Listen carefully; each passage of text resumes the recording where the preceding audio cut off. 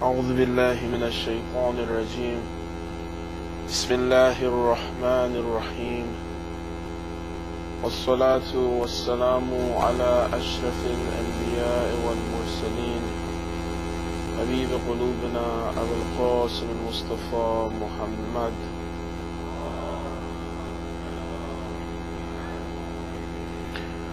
وعلى أهل بيته الطيبين الطاهرين المعصومين، ولعنة الله على أعدائهم أجمعين من الآن إلى قيام يوم الدين. رب اشرح لي صدري ويسر لي أمري واحلل عقدة من لساني يفقه قولي. عظم الله أجورنا وأجوركم.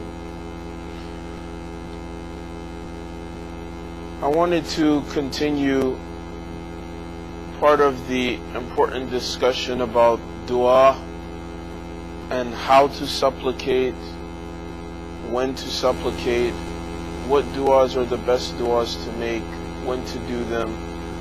These are traditions handed down through the prophets and through the imams.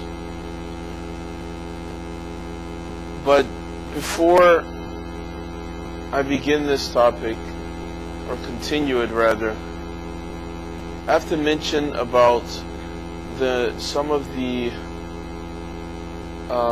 important principles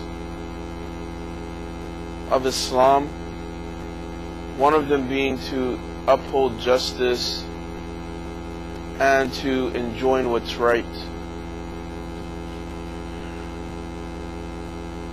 The way that we're able to do this, Allah has obviously given us some abilities and some free will and power to choose and make decisions, and by making those right decisions we're able to achieve this nearness to Him and different levels of Iman.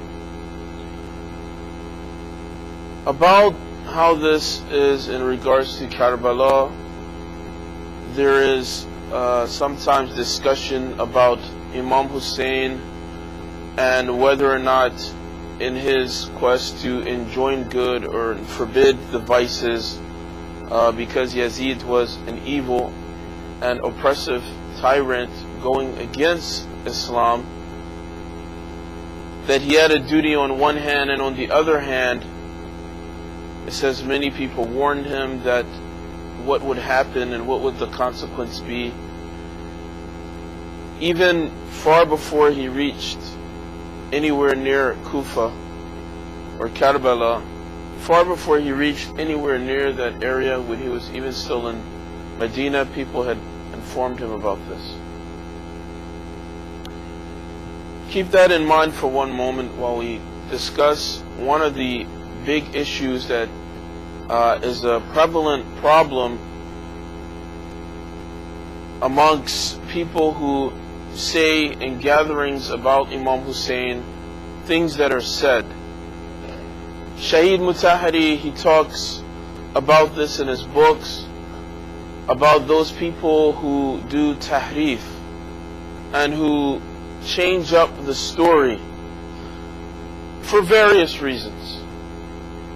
A lot of times people to add a little bit extra events that did not happen, or take away certain events that did happen for their own benefit, or for the benefit of maybe they feel that this will make people more emotional if they add on or exaggerate some of the incidents.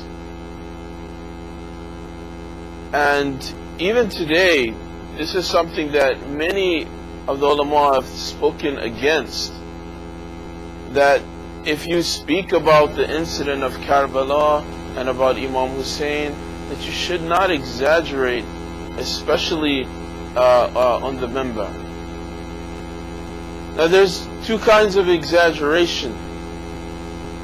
There's an exaggeration where you say that there were thousands of people there when there were hundreds. There's exaggeration where someone actually changes the events that happened.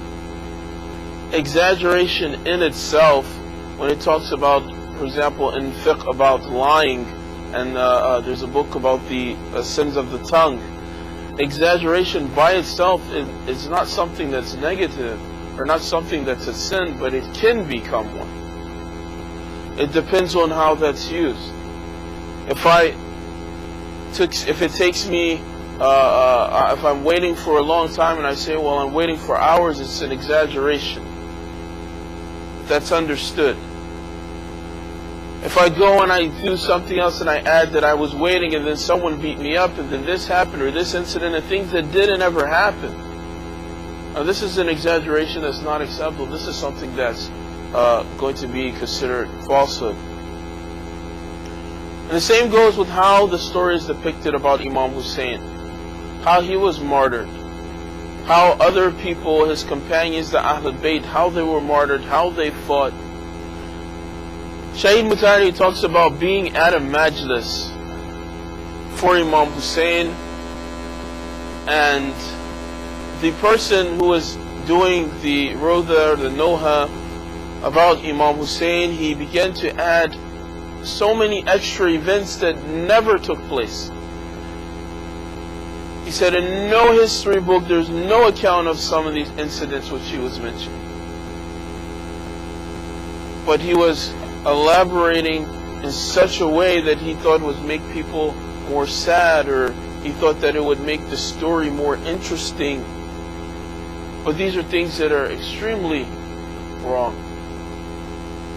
He mentions one example that, for example, one of the common things that's mentioned is about Ali Akbar, and that his mother, who was Layla, was at Karbala, and that when he talks about some of the incidents that happened. I don't want to go into all of the story, which is the wrong story, but the bottom line is he goes back and says that there's no evidence that she was in Karbala, that there's no historic account of her being there for this story to have any accuracy. And then some other place he said, Shaheed Mutahari mentioned that he was at another majlis and someone began to talk about the same similar incident, and they confused the person Layla, the mother of Ali Akbar, with Layli and Majnun, who was the Persian equivalent of Romeo and Juliet.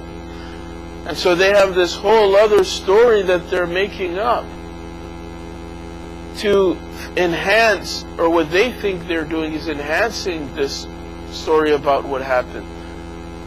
This is probably some of the worst possible things that we can do to remember Imam Hussein, is to distort the story of what happened. What happened, the way that it happened, exactly and accurately as it happened, is how it should be portrayed. You can listen to some of the maqtas and Masaib recited by the Supreme Leader Sayyid Khamenei, and in many times he goes exactly according to the accounts which are written in the reliable history books, and he doesn't deviate and add all kinds of extra things which didn't happen. You know, it's even when it talks about in the same book, The Greater Sins of Shaheed Daslave, and he talks about the sin of lying. He says if you say something, especially if it's in relation to hadith or a verse of Quran, you have to be especially sure that you're narrating this accurately and that you're saying exactly what actually happened or exactly what is meant in the hadith. Especially in the Arabic. You change one vowel and it changes the meaning completely. We don't want to distort the story of what happened to Abu Abdullah. We should be against those who go and change up and give misinformation. No one alim said that this is even something that the enemies of Islam like to see. These disinformation campaigns, where after over a period of time, people, they don't know what's the right information. They don't know what the story of Karbala is, because generation after generation, some things have been distorted. Or some people are telling people the wrong things or adding things, exaggerating in the wrong way.